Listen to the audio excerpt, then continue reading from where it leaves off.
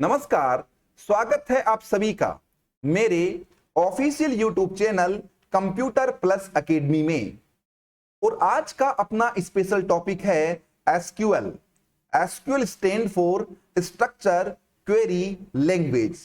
Database management system का सबसे important topic है एसक्यूएल, क्योंकि कॉम्पिटिटिव एग्जाम्स के अंदर सबसे ज्यादा क्वेश्चंस इसी पार्ट में से पूछे जाते हैं। तो सबसे पहला सवाल कि एसक्यूएल है क्या? तो एसक्यूएल एक लैंग्वेज होती है, क्योंकि इसकी फुल फॉर्म है स्ट्रक्चर क्वेरी लैंग्वेज। इसका मतलब एसक्यूएल एक लैंग्वेज है। अब ये लैंग्वेज क्या होती है या लैंग्वेज किसे कहते हैं? देखिए, लैंग्वेज हम क्यों पढ़ते हैं?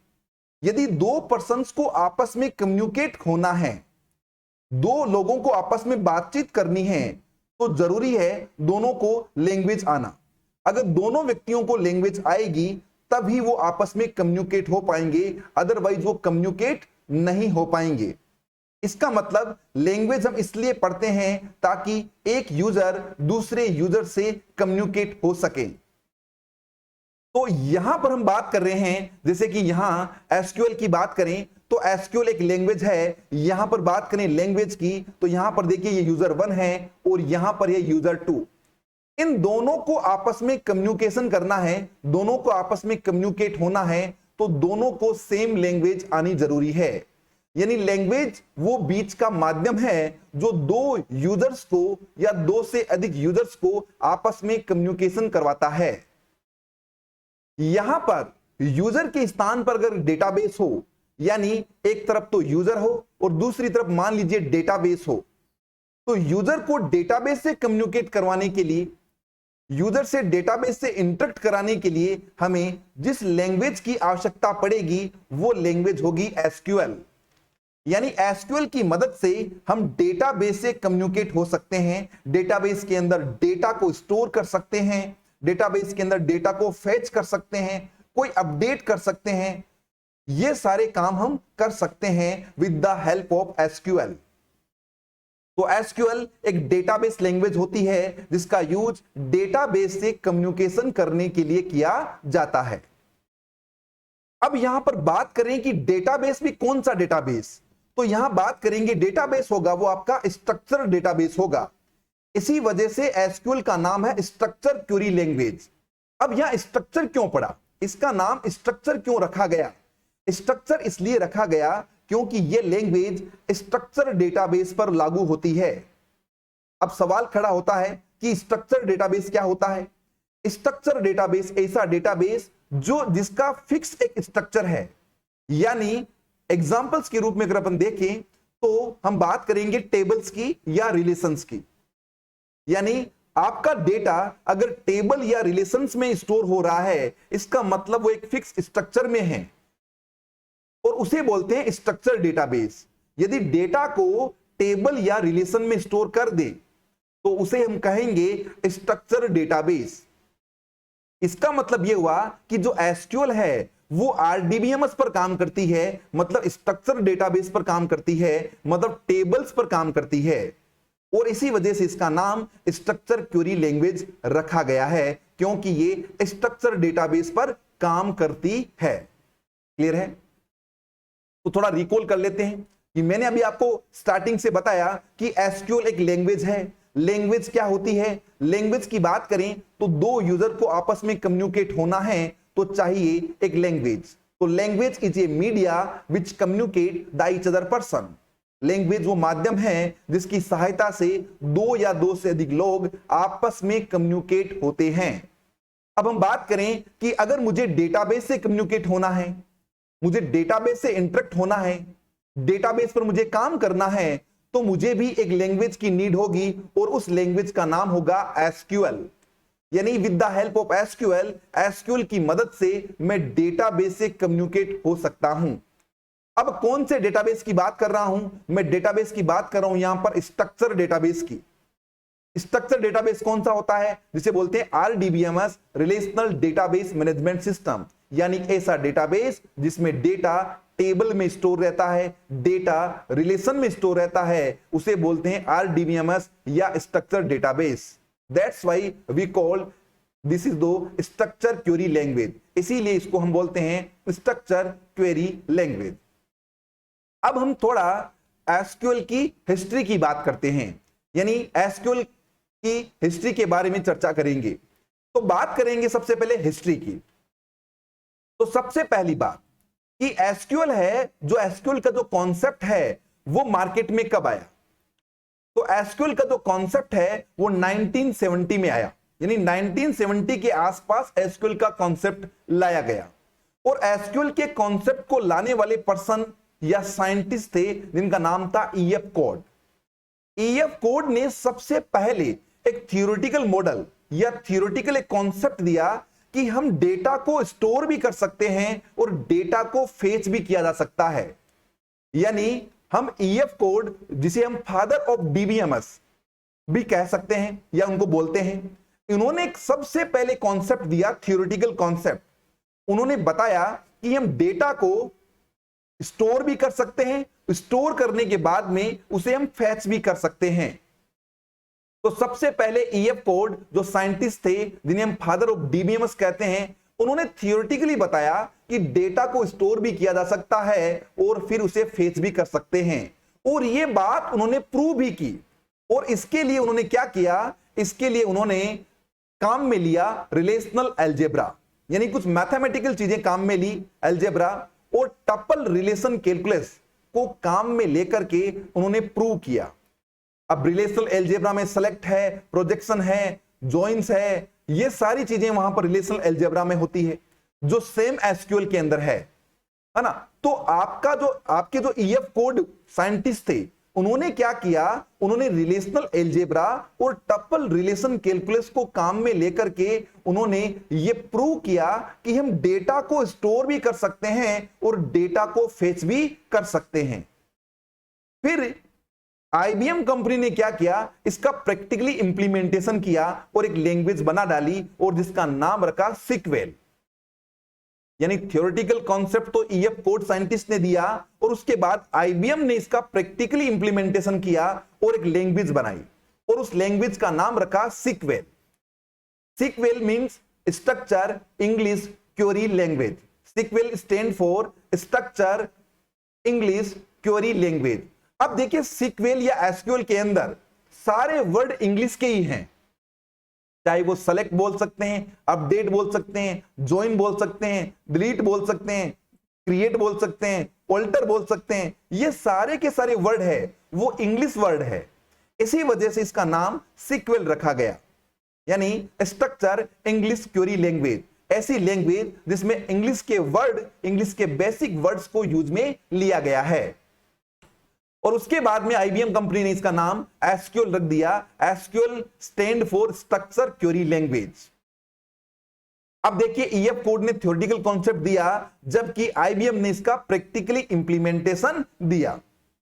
अब यहां पर एसक्यूएल को डेवलप किसने किया? डेवलप बाय आईबीएम रिसर्चर, जिसका नाम था रेमंड बॉयक एंड डोनाल्ड चेम्बर। ये वो पर्सनैलिटी है जिसने आईबीएम कंपनी के रिसर्चर थे जिसने एसक्यूएल को डेवलप किया। एसक्यूएल को बनाने वाले पर्सन ये थे रेमंड बॉयक एंड डोनाल्ड चेम्बर। ये इस व्यक्ति ने एसक्यूएल को डेवलप किया। अब हम बात करेंगे कुछ फीचर्स ऑफ एसक्यूएल। एसक्यूएल के कुछ फीचर्स की हम बात करेंगे। सबसे पहला फीचर्स कि एसक्यूएल एक डोमेन स्पेसिफिक लैंग्वेज है। इसका मतलब क्या होता है? इसका मतलब यह होगा कि दो टाइप की होती है लैंग्वेज। एक होती है डोमेन स्पेसिफिक लैंग्वेज, एक होती है general purpose language. General purpose language वो लैंग्वेज होती है जिसका यूज एवरीवेयर या मल्टीपल जगह होता है, बहुत सारी जगह पर होता है, उसे बोलते हैं जनरल पर्पज लैंग्वेज। जैसे कि सी प्लस प्लस, जावा, ये सारी लैंग्वेज है, इनका यूज बहुत सी जगह पर होता है। लेकिन एसक्यूएल का जो यूज है वो बहुत सी जगह पर नहीं होता। इसका यूज केवल और केवल स्ट्रक्चर डेटा पर होगा, यानी केवल आरडीबीएमएस पर इसका यूज होता है। इस कारण इस लैंग्वेज को बोला जाता है कि एसक्यूएल एक डोमेन स्पेसिफिक लैंग्वेज है। क्लियर है? Next, it is not a general purpose language like C and C plus plus, Java. ये सी प्लस प्लस और जावा की तरह जनरल पर्पज लैंग्वेज नहीं है। इसका यूज केवल रिलेशनल डेटाबेस में होता है और इसी वजह से इसे डोमेन स्पेसिफिक लैंग्वेज कहा जाता है। तीसरी बात कि एसक्यूएल है वो एक नॉन प्रोसीजरल लैंग्वेज है। देखिए लैंग्वेज दो टाइप की होती है, एक प्रोसीजरल लैंग्वेज होती है और दूसरा होती है नॉन प्रोसीजरल लैंग्वेज। अब प्रोसीजरल और नॉन प्रोसीजरल लैंग्वेज में क्या अंतर होता है ये हम समझते हैं। यहां पर दो पॉइंटों की बात हो रही है, पहला है व्हाट टू डू, दूसरा है हाउ टू डू। इन दोनों को हम एक एग्जांपल से समझते हैं। जैसे कि मैं आपको बोलूं कि मान लीजिए मुझे कोई एक प्रोग्राम बनाना है जिसमें मुझे प्राइम नंबर निकालना है, समझना है ढंग से, प्राइम नंबर निकालने का प्रोग्राम बनाना है। इसका मतलब व्हाट टू डू का मतलब हुआ कि क्या करना है, प्राइम नंबर निकालना है। अब हाउ टू डू का मतलब होगा कि प्राइम नंबर निकालने के लिए मुझे पूरा लॉजिक भी लिखना पड़ेगा, मुझे पूरा प्रोग्राम भी लिखना पड़ेगा, कि मुझे पूरी स्टेप्स भी लिखनी पड़ेगी। यह होती है प्रोसीजरल लैंग्वेज जिसमें व्हाट टू डू और हाउ टू डू दोनों चीजें होती है, कि क्या करना है और कैसे करना है, दोनों चीजें होगी। वो होगी आपकी प्रोसीजरल लैंग्वेज, जैसे कि सी लैंग्वेज, C++ लैंग्वेज। अब यहां बात करें नॉन प्रोसीजरल लैंग्वेज की। नॉन प्रोसीजरल लैंग्वेज में केवल व्हाट टू डू होगा, यहां पर बताया नहीं जाएगा कि किस प्रकार से काम होगा, यानी लॉजिक यहां पर नहीं बताया जाएगा, क्योंकि यहां पर केवल कमांड लिखनी होती है। जैसे आपको डेटाबेस से डेटा इंसर्ट करना है तो आपको सिंपली इंसर्ट इनटू कमांड चलानी है, आपको डेटा को डिलीट करना है तो आपको सिंपली डिलीट कमांड चलानी है। अब ये इंटरनली कैसे चल रही है, इसका लॉजिक क्या है, ये समझने की जरूरत नहीं होती। इसी कारण एसक्यूएल को नॉन प्रोसीजरल लैंग्वेज की कैटेगरी में रखा जाता है, क्योंकि इसमें प्रोग्राम का लॉजिक लिखना नहीं पड़ता। बट एसक्यूएल के अंदर अभी पीएल एसक्यूएल चल रही है। अब पीएल एसक्यूएल है वो procedural language structure Curie language होती है, यानी उसके अंदर वो प्रोसीजरल लैंग्वेज होती है, उसमें प्रोग्रामिंग हम कर सकते हैं। बट एसक्यूएल के अंदर ओनली एंड ओनली कमांड्स का यूज करना पड़ता है और ओनली एंड ओनली कमांड्स को काम में लेना पड़ता है। इसका मतलब यह हुआ कि डेटा को स्टोर करने के लिए, डेटा को फेच करने के लिए, डेटा को अपडेट या मॉडिफाई करने के लिए यहां कुछ कमांडें हैं, और उन कमांडों को अगर आपने सीख लिया इसका मतलब आपको एसक्यूएल आपने सीख ली। क्लियर है? यानी स्ट्रक्चर डेटा को स्टोर करने, उसको फेच करने के लिए यहां पर नीड होती है किनकी, कमांडों की नीड होती है। अब हम बात करेंगे एसक्यूएल कमांड्स की। यानी अभी मैंने कहा कि रिलेशनल डेटाबेस मैनेजमेंट सिस्टम या फिर स्ट्रक्चर डेटाबेस के अंदर अगर आपको कोई ना कोई ट्रांजैक्शंस, कोई ना कोई आपको काम करना है तो इसके लिए आपको कमांडों की नीड होगी। तो एसक्यूएल आपको कितने टाइप्स की कमांड देता है इसके बारे में हम समझते हैं, और इनका प्रैक्टिकली इंप्लीमेंटेशन भी हम करके देखेंगे, प्रैक्टिकली इनको चला करके भी हम देखेंगे। और आज हम डीडीएल कमांड्स का प्रैक्टिकल करेंगे। क्लियर है? तो सबसे पहली कमांड कि एसक्यूएल के अंदर जो कमांडें हैं उनको टोटल 4 कैटेगरी के अंदर क्लासिफाइड किया है। पहली है डीडीएल, डेटा डेफिनेशन लैंग्वेज। हर को हम डिटेल से पढ़ने वाले हैं 1 to 1, है ना। तो पहले इसकी फुल फॉर्म देख लेते हैं। डीडीएल का मतलब होता है डेटा डेफिनेशन लैंग्वेज। इसके अंदर 4 या 5 कमांडों को रखा गया है, क्रिएट, ऑल्टर, ड्रॉप, ट्रंकेट और रीनेम। फिर आता है DML. DML stand for data manipulation language. इसमें आएगी कमांडें आपकी सेलेक्ट, इंसर्ट, अपडेट और डिलीट। फिर तीसरी है डीसीएल, डेटा कंट्रोल लैंग्वेज। इसमें आएगी आपके ग्रांट और रिवॉक। उसके बाद में टीसीएल, ट्रांजैक्शन कंट्रोल लैंग्वेज, और इसमें आएगी कमिट, रोल बैक और सेव पॉइंट। तो अभी केवल आप इतना समझें कि डीडीएल में कौन सी कमांडें आती है, डीएमएल में कौन सी कमांडें आती है, डीसीएल में कौन सी कमांडें आती है और टीसीएल में कौन सी कमांडें आती है। अब हम चर्चा करेंगे कि डीडीएल क्या होती है, डीएमएल क्या होती है, डीसीएल क्या होती है और टीसीएल क्या होती है। यहां पर एक डायग्राम से इसको समझते हैं कि आपका जो एक डेटाबेस है, स्ट्रक्चर डेटाबेस या रिलेशनल डेटाबेस, जैसे कि ये आपको दिख रहा है, ये टेबल ही आपका स्ट्रक्चर डेटाबेस है, क्योंकि यहां पर डेटा को एक फिक्स स्ट्रक्चर में स्टोर किया है, टेबल में स्टोर किया है, इसीलिए इसको बोला जाता है स्ट्रक्चर डेटाबेस। अब यहां पर आपको ध्यान देने वाली बात है कि जब भी इस टेबल को आप डेटाबेस में स्टोर करोगे, यानी ये डेटाबेस या टेबल जब यहां पर मेमोरी के अंदर स्टोर होगी, तो इसके दो पार्ट बनेंगे। पहला पार्ट बनता है इसका स्कीमा। अब ये स्कीमा क्या होता है? Schema is a structure of database, या हम बोल सकते हैं इसको स्केलेटन ऑफ डेटाबेस। यानी डेटाबेस होगा, प्रत्येक डेटाबेस के दो भाग होंगे। पहला भाग होगा उसका स्कीमा और उसके बाद में दूसरा भाग होगा उसका डेटा। जैसे मैं बोलूं यहां पर खाली टेबल, खाली टेबल है वो एक स्ट्रक्चर है, उसे बोलेंगे स्कीमा, और डेटा भरा हुआ है इसे बोल रहे हैं डेटा। तो हर डेटाबेस के दो पार्ट है, पहला उसका स्कीमा जिसके स्केलेटन ऑफ डेटाबेस कह सकते हैं या स्ट्रक्चर ऑफ डेटाबेस कह सकते हैं, दूसरा होता है आपका स्कीमा, दूसरा होता है इसका डेटा। दूसरा क्या होता है इसका? डेटा। तो डेटाबेस के अंदर दो पार्ट होते हैं, स्कीमा और डेटा। अब यहां पर ध्यान देने वाली बात है, स्कीमा है वो स्टोर होता है डेटा डिक्शनरी के अंदर, यानी स्कीमा या हम कहेंगे मेटा डेटा है वो स्टोर होता है किसमें? डेटा डिक्शनरी के अंदर। तो स्कीमा को स्टोर किया जाता है डेटा डिक्शनरी के अंदर और डेटा को स्टोर किया जाता है डेटा फाइल्स के अंदर।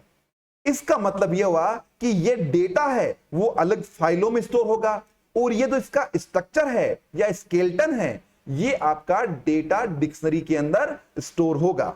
इसका मतलब यह हुआ कि स्कीमा पर काम करने के लिए अलग कमांडें हैं और डेटा पर काम करने के लिए अलग कमांड है। तो यहां पर देखिए, यहां पर हम बात कर रहे हैं कि स्कीमा पर काम करने वाली फिर कमांडें कौन सी है? स्कीमा पर काम करने वाली कमांडें हुई डीडीएल, एक डेटाबेस, उस डेटाबेस के दो भाग, पहला भाग उसका स्कीमा होता है जो डिक्शनरी डेटा डिक्शनरी के अंदर स्टोर होता है, दूसरा पार्ट इसका डेटा होता है जो डेटा फाइल्स में स्टोर होता है। अब डेटा डिक्शनरी यानी स्कीमा पर काम करने वाली कमांडें होती है आपकी डीडीएल और डेटा पर काम करने वाली कमांडें होती है डीएमएल। इसीलिए इनकी कैटेगरियों को अलग अलग बांटा गया है। एक डीडीएल की कैटेगरी में रखा गया है जो स्पेसिफिक स्कीमा पर ही काम करेगी, एक डेटा को अलग रखा गया है जो स्पेसिफिक डेटा को मैनिपुलेट करेगी, डेटा को एक्सेस करेगी, डेटा तक पहुंचेगी, उसको रिट्राइव करेगी, ये कमांडें होगी डीएमएल। क्लियर है? अब यहां पर इस डेटाबेस पर प्रिविलेज देने के लिए कि कौन कौन से व्यक्ति, कौन कौन से यूजर इस डेटाबेस पर कौन कौन से कार्य कर सकते हैं, कौन से कार्य कर सकते हैं और कौन से कार्य कर नहीं सकते हैं, ये होते हैं प्रिविलेज। प्रिविलेज का मतलब उसको हम परमिशन देंगे कि तुम्हें डेटाबेस पर यह काम करना है, दूसरे यूजर को कहा कि तुम्हें यह काम करना है, तीसरे को कहा तुम्हें यह काम करना है, ये होती है प्रिविलेज। तो डेटा को प्रिविलेज देने के लिए कमांडें होती है आपकी कौन सी? DCL command. कौन सी कमांडें होती है? डीसीएल। तो यहां पर आपको समझ में आ गया कि इनकी कैटेगरियां क्यों बांटी गई। इसलिए बांटी गई कि आप स्टोर करते हैं स्ट्रक्चर डेटाबेस। स्ट्रक्चर डेटाबेस के इंटरनली दो पार्ट बनते हैं। पहला पार्ट बनता है उसका स्कीमा, पहले स्कीमा बनता है, स्ट्रक्चर बनता है, स्कीमा बनने के बाद में उसमें डेटा स्टोर होता है ना। इसका मतलब यह हुआ कि स्कीमा की अलग कमांडें हो गई और डेटा की अलग कमांडें हो गई, और उन डेटा को यूज करने के लिए अलग कमांडें हो गई जिसको बोला गया डीसीएल कमांडें। फिर एक ट्रांजैक्शंस करने के लिए अलग कमांड है जिसे बोला जाता है टीसीएल कमांड, जिनको भी हम डिटेल से पढ़ेंगे। अब हम बात कर रहे हैं डीडीएल कमांड की। DDL stand for data definition language, जो क्या करती है? स्ट्रक्चर डेटाबेस में डेटा को स्टोर करने से पहले, यहां पर ध्यान देने वाला बिंदु है कि स्ट्रक्चर डेटाबेस यानी रिलेशनल डेटाबेस में डेटा को स्टोर करने से पहले स्ट्रक्चर और स्कीमा बनाना पड़ता है। यानी आप डेटा को तब स्टोर करोगे जब आपका स्कीमा तैयार है। अगर आपका स्कीमा तैयार है उसके बाद में ही आप डेटा उसमें स्टोर कर सकते हैं।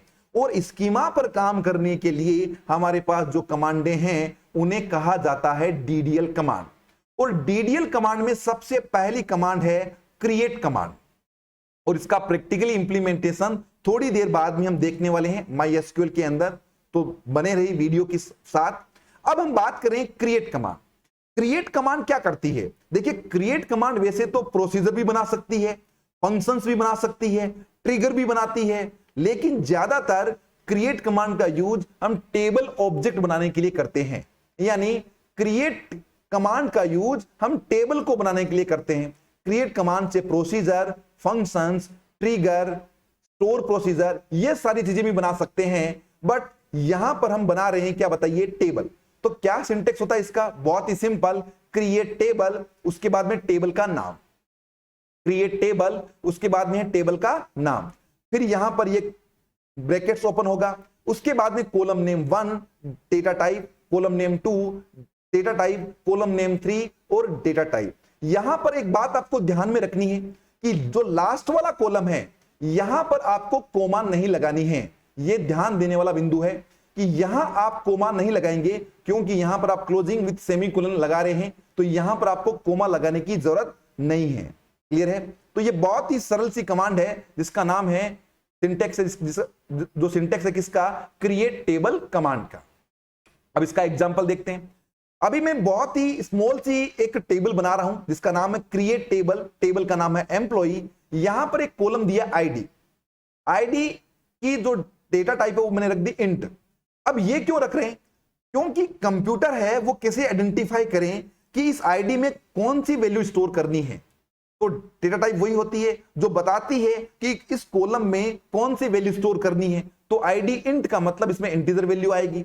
एड्रेस वेयर केयर, अब वेयर केयर में आपको साइज देने की आवश्यकता होती है, तो वेयर केयर में हमने क्या दे दी बताइए, साइज स्पेसिफाई कर दी। तो एड्रेस और फिर मैंने लिखा वेयर केयर और यहां पर स्पेसिफाई कर दी साइज, और यहां पर कोमा नहीं लगाइए। ऐसा करने पर एक एम्प्लॉय नाम की क्या बनेगी बताइए, एक टेबल बनेगी आपके डेटाबेस के अंदर। तो बहुत ही सिंपल सी है। उसके बाद में बहुत ही सिंपल दूसरी कमांड है drop table. Drop table command क्या करती है बताइए, ड्रॉप टेबल कमांड का यूज ड्रॉप करना होता है, किसको, डेटाबेस को भी और टेबल को भी।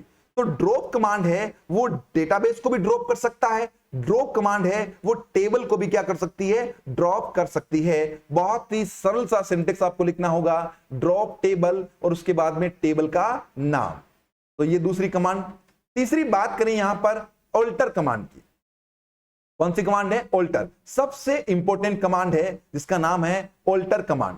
तो ऑल्टर कमांड क्या करती है, ऑल्टर कमांड होगी वो, ये मान लीजिए आपकी टेबल है जिसमें दो कॉलम है, एक कॉलम आईडी है, दूसरा कॉलम नेम है। अब मान लीजिए सपोज दैट मुझे यहां पर एक नया कॉलम और जोड़ना है, जैसे मान लो मुझे एड्रेस कॉलम जोड़ना है। इसका मतलब मुझे चेंज किसमें करना है, स्कीमा में चेंज करना है, मुझे नया कॉलम जोड़ना है ना। तो इसका बदलाव किसमें करना है, स्कीमा में करना है। तो यानी आपकी टेबल बन चुकी है, टेबल बनने के बाद में आप चाहते हैं इसमें कोई चेंज करना, कोई बदलाव करना, कोई मॉडिफिकेशंस करना, तो उसके लिए कमांड होगी ऑल्टर कमांड। देखिए टेबल बनाने के लिए क्रिएट कमांड है, टेबल को हटाने के लिए ड्रॉप कमांड है, और टेबल बनने के बाद में उसमें कोई चेंजेस करने हैं तो हमारे पास कमांड होती है ऑल्टर कमांड। कौन सी कमांड होती है, ऑल्टर। तो ऑल्टर कमांड से हम ये काम कर सकते हैं कि नया कॉलम जोड़ सकते हैं, किसी कॉलम को ड्रॉप हटा भी सकते हैं, नया कॉलम जोड़ना, कॉलम को हटाना, डेटा टाइप को चेंज करना। जैसे कि मान लो यहां पर जो डेटा टाइप है आईडी, इस आईडी की डेटा टाइप इंटीजर है। देखिए यहां पर मैंने क्या रखी है, इंटीजर रखी है। अब मैंने सोचा कि इंटीजर नहीं रखना है, मुझे इसकी जो डेटा टाइप है वो वेर केयर रखनी है। तो यू कैन चेंज, आप चेंज कर सकते हैं। इसकी लेंथ को बदल सकते हैं, आप लेंथ को कम या ज्यादा भी कर सकते हैं। तो ये सारे काम कर सकते हैं आप। एड है, ऑल्टर कमांड के ऑप्शन एड है, ड्रॉप है, मॉडिफाई है। एड का मतलब कोई नया कॉलम जोड़ना, कोई नया कंस्ट्रेंट जोड़ना। ड्रॉप का मतलब कोई कॉलम को हटाना, किसी कंस्ट्रेंट को हटाना। क्लियर है?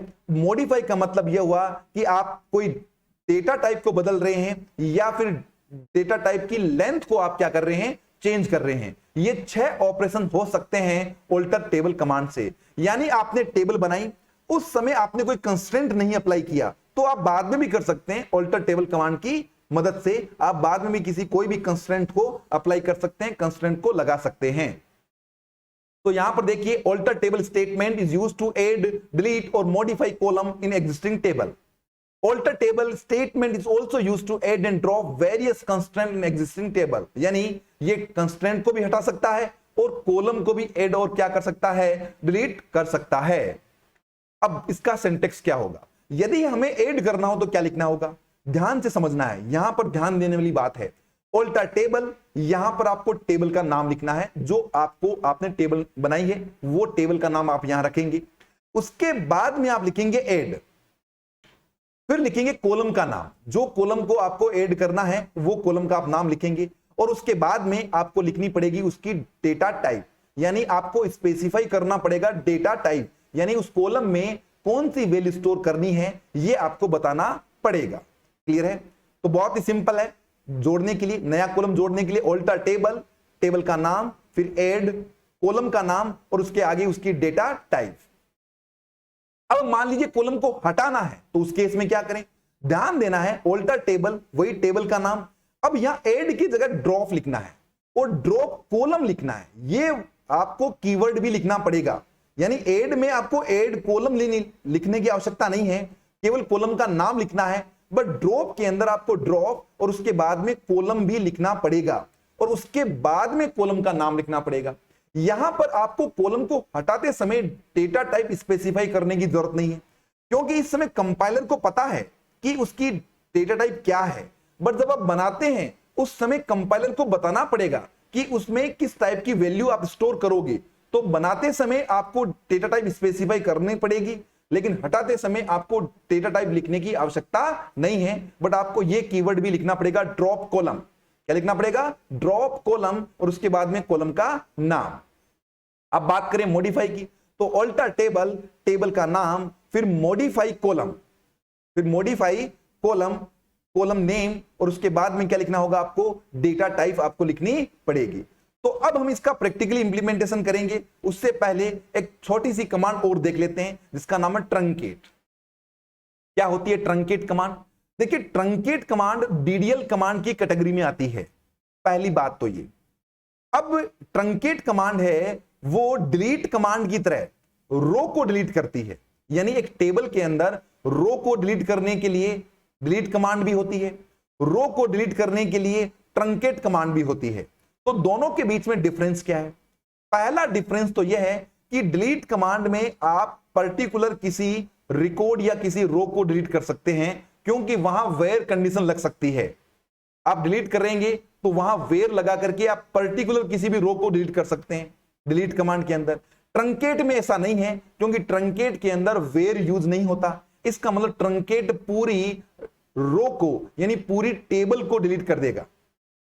दूसरी बात कि ट्रंकेट कमांड है उसके अंदर no possibility of roll back, roll back की कोई पॉसिबिलिटी नहीं होती है, क्योंकि ये ऑटो कमिट कमांड होती है ना। और इसकी डिटेल से हम चर्चा करेंगे, डिलीट, ट्रंकेट और ड्रॉप टेबल, इन तीनों के बीच में डिफरेंस क्या है इसका वीडियो हम अलग से बनाएंगे, जिसमें आपको और डिटेल से समझाएंगे। अभी आप केवल इतना समझें कि रोल बैक कमांड चलेगी नहीं किस पर? ट्रंकेट कमांड पर। तो बहुत ही सोच समझ करके आपको ट्रंकेट कमांड चलानी चाहिए। अब रोल बैक का मतलब क्या हुआ?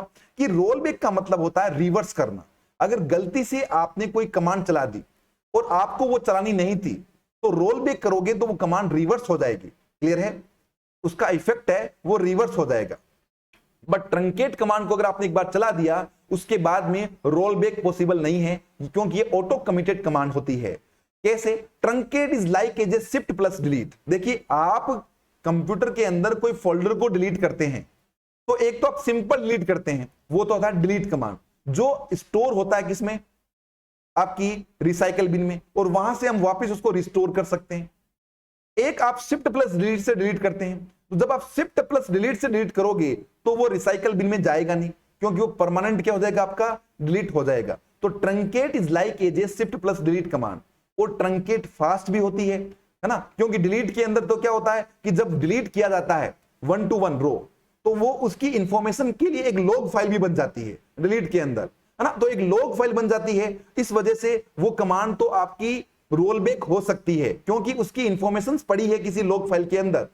ट्रंकेट के अंदर जब आप चलाओगे तो एक साथ डिलीट होगी सारी की सारी रो, इस वजह से इसकी कोई इंफॉर्मेशन, कोई भी लॉग फाइल जनरेट होगी नहीं, तो इसकी कोई इंफॉर्मेशन कंप्यूटर में रहेगी नहीं। इसका मतलब ये वापस से रोल बैक नहीं होगी। बहुत ही सिंपल सी कमांड है ट्रंकेट, उसके बाद में टेबल का नाम लिखना पड़ता है। क्लियर है?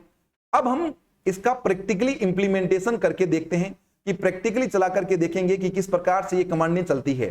तो देखिए, सबसे पहले ध्यान से समझना है, सबसे पहले हम एक काम करते हैं, यहां पर एक डेटाबेस बनाते हैं, क्रिएट डेटाबेस, या जो हमारे पास में डेटाबेस बने हुए हैं पहले उसको ड्रॉप कर लेते हैं, ड्रॉप डेटाबेस, और मैंने लिख दिया एक भरत नाम का डेटाबेस बना हुआ है, उसको ड्रॉप कर देते हैं, है ना, ये कर दिया हमने ड्रॉप। अब हम क्या करेंगे, सबसे पहले बनाएंगे डेटाबेस। क्या बनाएंगे, डेटाबेस बनाते हैं। ओके, तो यहां पर हम एक डेटाबेस बनाएंगे, एक और डेटाबेस है उसको भी ड्रॉप कर देते हैं यहां पर, और उसका नाम है स्कूल।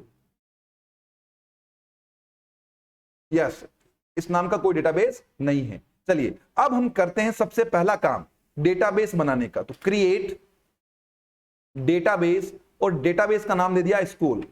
सबसे पहली कमांड क्रिएट डेटाबेस और डेटाबेस का नाम रख दिया स्कूल, फिर सेमीकोलन और एंटर प्रेस। एंटर प्रेस करते ही देखिए आपका एक डेटाबेस बना जिसका नाम क्या है, स्कूल है। क्लियर है। अब हमें इसको काम में लेना है तो हमें लिखना पड़ेगा यूज, फिर लिखना स्कूल। यस, ये आपका डेटाबेस हो गया चेंज। अब क्या करना है, अब आपको यहां पर सबसे पहले ये देखना है कि क्या इस डेटाबेस में कोई टेबल है क्या, तो आप लिखेंगे show tables, show tables empty set. अभी इस डेटाबेस के अंदर, स्कूल डेटाबेस के अंदर कोई भी टेबल एग्जिस्ट नहीं कर रही, ये एम्प्टी बोल रहा है। तो अब हम बनाते हैं एक टेबल, क्रिएट टेबल। टेबल का नाम दे दिया जैसे कि मैंने एसटी, क्या नाम दिया, एसटी नाम दिया, और यहां पर लिखा मैंने सबसे पहला कॉलम आईडी, और आईडी दे दी मैंने इंटीजर। उसके बाद में लिखा नेम दे दिया मैंने वेर केयर, और वेर केयर में आपको ध्यान देने वाली बात है कि साइज आपको स्पेसिफाई करनी पड़ेगी। और उसके बाद में आईडी दे दिया और दे दिया नेम, और ये दो ही कॉलम दे दिए मैंने अभी, दो ही कॉलम बनाई हैं, और यहां पर सेमीकोलन। तो क्या लिखना होगा, क्रिएट टेबल, टेबल का नाम, उसके बाद में पहला कॉलम, फिर कोमा, उसके बाद में दूसरा कॉलम, उसके बाद में लास्ट वाले में आपको कोमा लगाने की जरूरत नहीं है। और वेर केयर में क्या स्पेसिफाई कर दी, साइज स्पेसिफाई हमने कर दी। दबाए एंटर बटन। अब अगर आप 100 टेबल लिखेंगे तो देखिए ये कह रहा है कि टेबल्स इन स्कूल डेटाबेस के अंदर एक टेबल है जिसका नाम क्या है, एसटी है। क्लियर है। अब इस एसटी की डिस्क्रिप्शन यानी डिस्क्राइब करेंगे अपन, इसके बारे में जानेंगे कि इसका स्कीमा क्या है, तो उसके लिए आपको लिखना पड़ेगा DESC और उसके बाद में आप लिखेंगे ST। ऐसा करेंगे तो देखिए पूरी डिटेल, स्कीमा की पूरी डिटेल यहां पर आपको मिल रही है। यहां पर मिल रही है आपको कि फील्ड क्या क्या है, आईडी है, नेम है, उसकी डेटा टाइप क्या है, इंट है, वेर केयर है। नल, क्या नल उसमें अलाउ है, यस। कोई की, कोई कंस्ट्रेंट लागू हुआ नहीं, डिफॉल्ट एक्स्ट्रा कुछ नहीं। समझ में आ गई बात आपको। यानी इसका मतलब यह हुआ कि यहां पर हमने एक डेटाबेस बनाया, उस डेटाबेस के बाद में एक टेबल बनाई जिसका नाम क्या रखा, एसटी रखा। अब हम क्या कर सकते हैं इसके अंदर, यहां पर ध्यान देने वाली बात है कि यदि मुझे, मान लीजिए मुझे यहां पर कंस्ट्रेंट अप्लाई करना है, तो उस केस में क्या करेंगे, जैसे कि मान लो मैं एक नई टेबल बना रहा हूं और वहां पर मुझे एक कंस्ट्रेंट लगाने हैं। तो कंस्ट्रेंट लगा रहा हूं, जैसे कि मान लीजिए आईडी में मैं कंस्ट्रेंट लगा रहा हूं प्राइमरी की, क्या लगा रहा हूं, प्राइमरी की लगा रहा हूं। फिर मैंने नेम लगाया, नेम के अंदर मैंने कंस्ट्रेंट लगा दिया नॉट नल, और एक कॉलम मैंने और ले लिया यहां पर एज, ओके, और यहां पर लिखा इंट, और यहां पर लिख दिया मैंने नॉट नल। देखिए टेबल बनाते समय आप कंस्ट्रेंट्स को इस प्रकार से लगा सकते हैं।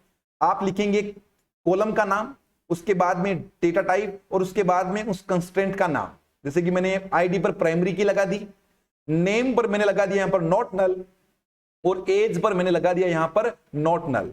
अब मैं इसको चलाता हूं, और टेबल का नाम ST नहीं है, अब की बार क्या है बताइए, ST1 है। इसका मतलब आप कोई टेबल बना रहे हैं, उस समय, बनाते समय आप कोई कंस्ट्रेंट भी अप्लाई कर सकते हैं। चेक करें, देखें DESC और लिखा यहां पर ST1। अब की बार आप देखें कि यहां पर आईडी है वो इंटीजर है, और उसके अंदर जो की है वो क्या बताइए, प्राइमरी की है। नल वैल्यू नो, है ना। नेम की बात करें तो वेर केयर है, और एज की बात करें तो एज यहां पर क्या है, नॉट नल, यानी नल अलाउ नहीं है। क्लियर है, समझ में आ गई बात आपको? तो इसका मतलब यह हुआ कि यहां पर हम क्या कर सकते हैं, कोई टेबल बनाएंगे, टेबल के साथ में आप कोई कंस्ट्रेंट भी अप्लाई कर सकते हैं। यदि आपने बनाते समय कोई कंस्ट्रेंट अप्लाई नहीं किया तो आप ऑल्टर टेबल कमांड की सहायता से बाद में भी कंस्ट्रेंट्स को अप्लाई कर सकते हैं। समझ में आ गई बात? अब हम बात करेंगे ऑल्टर टेबल कमांड की। देखिए DESC, यहां पर हम बात कर रहे हैं कि मेरे पास में ये जो ST1 टेबल है, इस ST1 टेबल के अंदर ID, नेम और एज कॉलम है। अब मैं चाहता हूं कि यहां पर एक कॉलम और आए और उस कॉलम का नाम हो, मान लीजिए एड्रेस हो, है ना, एड्रेस कॉलम हो या आधार कॉलम हो। तो उसके लिए क्या करें, उसके लिए कमांड होगी ऑल्टर टेबल। कौन सी कमांड होगी? Alter table. टेबल का नाम, टेबल का नाम कौन सी टेबल है? ST1, है ना, ST1 टेबल है, क्योंकि हमने अब कंस्ट्रेंट्स वगैरह कौन सी टेबल पर लगाए हैं? ST1 पर लगाए हैं, इसलिए ST1 टेबल को यूज कर रहे हैं। ऑल्टर टेबल, टेबल का नाम ST1। उसके बाद में लिखेंगे ऐड, फिर लिखेंगे कॉलम का नाम। कॉलम का नाम क्या है बताइए? एड्रेस। जैसे कि मैंने लिख दिया यहां पर एड्रेस। क्लियर है? और यहां पर उसकी लिख दी साइज, वेयर केयर, और वेयर केयर में लिख दिया यहां पर 20। तो यदि मुझे यदि मुझे कोई कॉलम जोड़ना है, यानी इस टेबल के अंदर नया कॉलम जोड़ना है, टेबल के बनने के बाद में अगर मुझे कोई नया कॉलम जोड़ना है तो उस केस में कमांड काम में ली जाएगी ऑल्टर टेबल कमांड। तो ऑल्टर टेबल, टेबल का नाम, फिर ऐड, फिर कॉलम का नाम, और उसके बाद में उसकी डेटा टाइप, और यहां पर रखेंगे इसकी साइज। अब देखिए DESC लिखें और यहां पर लिखें ST1। तो देखिए एड्रेस कॉलम एक नया ऐड हो चुका है ना, नया कॉलम एक जुड़ चुका है जिसका नाम क्या है? Address column. अब आप चाहते हैं कि ड्रॉप करें, इस कॉलम को क्या करें? ड्रॉप करें। तो उसके लिए भी बहुत ही सिंपल सी कमांड है, ऑल्टर टेबल, टेबल का नाम, फिर यहां पर लिखेंगे ड्रॉप, और यहां लिखेंगे कॉलम, ड्रॉप, उसके बाद में कॉलम, और उसके बाद में आप लिखेंगे कॉलम का नाम। अब जैसे कि मैंने अभी एड्रेस कॉलम बनाया है, उसी को डिलीट कर देता हूं मैं। और अब की बार जब आप ड्रॉप करते हैं उस समय डेटा टाइप स्पेसिफाई करने की जरूरत नहीं है, क्योंकि कंपाइलर को पता है कि इसकी डेटा टाइप क्या है। बट बनाते समय आपको डेटा टाइप स्पेसिफाई करनी पड़ेगी, क्योंकि आपका कंपाइलर इतना इंटेलिजेंट नहीं है कि वो खुद से एड्रेस के अंदर वेयर के टाइप की वैल्यू स्टोर कर सकें। इसीलिए बनाते समय हमें डेटा टाइप स्पेसिफाई करनी पड़ेगी, हटाते समय करने की जरूरत नहीं है। तो ऑल्टर टेबल, टेबल का नाम, ड्रॉप, कॉलम, और उसके बाद में कॉलम का नाम। रन करें, इसको रन करेंगे और अब की बार आप देखेंगे DESC और उसके बाद में आप लिखेंगे ST1। तो आप देखेंगे कि यहां पर एड्रेस कॉलम है वो हट चुका है, वो जा चुका है। तो ये था हमारा पास ऐड कॉलम और ड्रॉप, ऐड ऑप्शन और ड्रॉप ऑप्शन। अब बात करें मॉडिफाई की। मॉडिफाई की अगर अपन बात करें कि मॉडिफाई में जैसे मैं आपको कहूं कि मान लीजिए यहां पर जो नेम कॉलम है इसकी साइज यहां पर 20 है, या फिर मैं कहूं कि जो आईडी है इस आईडी की डेटा टाइप इंटीजर है। अब क्या हुआ कि आईडी इतनी हो गई, यानी इतने सारे स्टूडेंट हो गए कि संख्या के रूप में फिर हमें संख्या के साथ में डिजिट और नाम यानी अल्फा न्यूमेरिक आपको स्टोर करना है। यानी आईडी की डेटा टाइप आपको वेरकेयर करनी है, जैसे कि C001, D001, इस तरीके से आपको करना है। तो उस केस में आईडी की डेटा टाइप को आपको करना पड़ेगा चेंज। तो उसके लिए आप मॉडिफाई काम में लेंगे, आप लिखेंगे यहां पर ऑल्टर टेबल, टेबल का नाम, और यहां लिखेंगे मॉडिफाई, और उसके बाद में कॉलम का नाम। कौन सा कॉलम है? नेम। नेम के अंदर अब आपको नेम के अंदर कौन सी डेटा टाइप स्पेसिफाई करनी है बताइए? इंट, यानी सॉरी आपको यहां पर आईडी है उसकी डेटा टाइप क्या करनी है? वेरकेयर, है ना, और वेरकेयर क्या कर दिया? 30। यानी आईडी की जो डेटा टाइप है वो इंटीजर है, मुझे इंटीजर से चेंज करनी है किसमें? वेरकेयर के अंदर। तो क्या करूंगा? मैंने लिखा ऑल्टर टेबल, टेबल का नाम, फिर मॉडिफाई, उसके बाद में कॉलम का नाम, कॉलम का नाम क्या है? आईडी, और उसके बाद में डेटा टाइप क्या रखनी है, मुझे पहले क्या है इंटीजर, अब मुझे क्या रखनी है इसकी varchar, varchar और varchar में हमें साइज भी स्पेसिफाई करनी पड़ती है। अब देखिए इसको चेक करते हैं, DSC और लिखा ST1, DSC ST1 रन करें। यहां पर आप देखेंगे कि आईडी की जो डेटा टाइप है वो varchar हो चुकी है। आप चाहें तो इसकी साइज को भी आप बदल सकते हैं, जैसे कि 30 है, आप चाहते हैं कि 30 की जगह 50 हो, यू कैन चेंज, आप चेंज कर सकते हैं। मॉडिफाई, यहां पर लिखेंगे आईडी और उसके बाद में यहां पर लिख दिया आपने मान लीजिए 50, एंटर बटन आप दबाएं और अब आप लिखें DESC और उसके बाद में आप लिखेंगे ST1। यहां देखिए आईडी की जो डेटा टाइप है वो आपकी हो चुकी है कितनी, 50। समझ में आ गई बात आपको। अब आप यहां से यानी इस ऑल्टर कमांड से आप किसी कॉलम का नाम भी चेंज कर सकते हैं। जैसे कॉलम का नाम यहां पर आईडी है, आप आईडी की जगह आप रोल नंबर आपको रखना है, तो उस केस में क्या करेंगे, उस केस में आप लगाएंगे रीनेम, यानी आप लिखेंगे ऑल्टर टेबल, टेबल का नाम, उसके बाद में रीनेम और ID2 आपने कहा roll number, alter table, table name, alter table, table का नाम, फिर रीनेम, रीनेम आपको लिखना है और यहां पर लिखेंगे रीनेम कॉलम, यहां लिखेंगे रीनेम कॉलम और उसके बाद में ID2 रोल नंबर। चला करके देखते हैं, जब आप इसको चलाओगे और आप देखोगे DESC और उसके बाद में आप देखोगे ST1, तो यहां पर आईडी की जगह क्या मिल रहा है आपको, रोल नंबर मिल रहा है। आप किसी टेबल को भी चेंज कर सकते हैं। टेबल को चेंज करने के लिए, टेबल का नाम बदलने के लिए, जैसे कि टेबल का नाम ST1 है तो आपने कहा रीनेम, यहां पर आप कर दें, जैसे कि मान लीजिए नाम आपने टेबल का कर दिया स्टूडेंट, तो ST1 की जगह अब नाम क्या हो जाएगा, स्टूडेंट हो जाएगा। क्लियर है। ऑल्टर टेबल, टेबल का नाम, रीनेम स्टूडेंट, रीनेम यहां पर लिखेंगे टू स्टूडेंट। अब आप इसको चलाओगे, अब आप इसको रन करेंगे, तो रन करेंगे तो अब देखिए, अब आप DESC लिखेंगे, DESC और उसके बाद में लिखेंगे ST1। अगर ऐसा आप लिखेंगे तो एक एरर आएगी। क्या एरर आ रही है कि school.st1 डज नॉट एग्जिस्ट, क्योंकि आपने ST1 का नाम तो चेंज कर दिया, तो इस नाम की कोई टेबल इसके अंदर एग्जिस्ट नहीं कर रही है। तो अगर आप यहां पर लिखेंगे स्टूडेंट तो फिर यहां पर आपको शो होगी यस, यानी school.st1 तो एग्जिस्ट नहीं कर रही, पर स्टूडेंट नाम की टेबल क्या कर रही है, एग्जिस्ट कर रही है। तो ये थी हमारे पास में कौन सी कमांड है बताइए, DDL कमांड है, जिनका मैंने प्रैक्टिकली इंप्लीमेंटेशन आपको करके दिखाया। टेबल को बनाया, उसके अंदर ऑल्टरिंग की, कॉलम जोड़ा, कॉलम को हटाया, मॉडिफाई किया, कॉलम का नाम बदला, टेबल का नाम बदला। ये सारी चीजें मैंने डिटेल से आपको समझाई है SQL के अंदर। उम्मीद कर रहा हूं ये सारी चीजें आपको बहुत ही बेहतरीन तरीके से समझ में आई है। अच्छा लगे तो आप सब्सक्राइब करें, शेयर करें। Thank you.